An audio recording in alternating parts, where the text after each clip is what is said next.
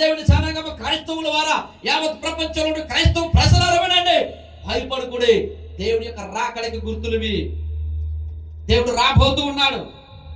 దేవుడు ఉన్నతమైన రీతిలో ప్రజల వాక్యాన్ని బోధిస్తూ ఉన్నాడు. అనేక మంది మీరు మరి దూషించబడతారు, రాళ్ల చేత కొట్టబడతారు. చూడండి అక్కడ మనం చూసినట్లయితే మనుష్య కుమారుడు తన తండ్రి మహిమ గలవాడై తన దూతలతో కూడా రాబోవచ్చున్నాడు. అప్పుడు ఆయన ఎవరి క్రియలు చెప్పిన వారికి ప్రతిఫలం ఇచ్చును.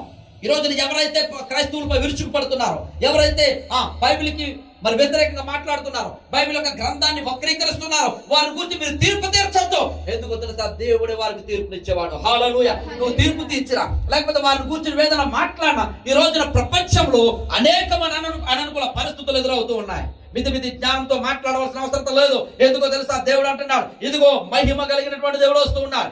ఎవరైతే భయంకరమైన క్రియలకు పాల్పడ్డారో, ఎవరైతే భయంకరమైనటువంటి ఉగ్రవాదులుగా మారుచున్నారో, ఎవరైతే భయంకరంగా బైబిల్ని వక్రీకరిస్తున్నారో, వారిని గురించి మీరు ఏమి కూడా చింతించవలసిన అవసరం లేదు. Let's pray. మీరు ప్రార్థన చేయండి. నేను వారి క్రియలు చెప్పిన వారికి ప్రతిఫలం ఇస్తా. ఈరోజు చాలా మంది బిడ్డలు క్రైస్తవులుగా పిలువబడుచున్నటువంటి వారు సోషల్ మీడియాలో అనేక విధాలుగా వారిపై ట్రోల్ చేసేటువంటి ప్రయత్నం చేస్తున్నారు. వద్దు సుమి. వారిని గురించి, వారు చేసినటువంటి క్రియలను గురించి నీ ఆత్మీయ స్థితిని ఏమాత్రం కూడా దిగదార్చుకోవద్దు. వాక్య లేఖనానికి వ్యతిరేకంగా బ్రతకొద్దు. వాక్యం తెలియజేస్తుంది ఇవన్నీ జరగవలసి ఉంది. పరిశుద్ధులందరూ కూడా చంపబడతారు. నా నీతి నిమిత్తం మీరందరూ ద్వేషించబడతారు, కొట్టబడతారు, చంపబడతారు. ఆది అపోస్తులు మనం చూసినట్లయితే పిల్లరా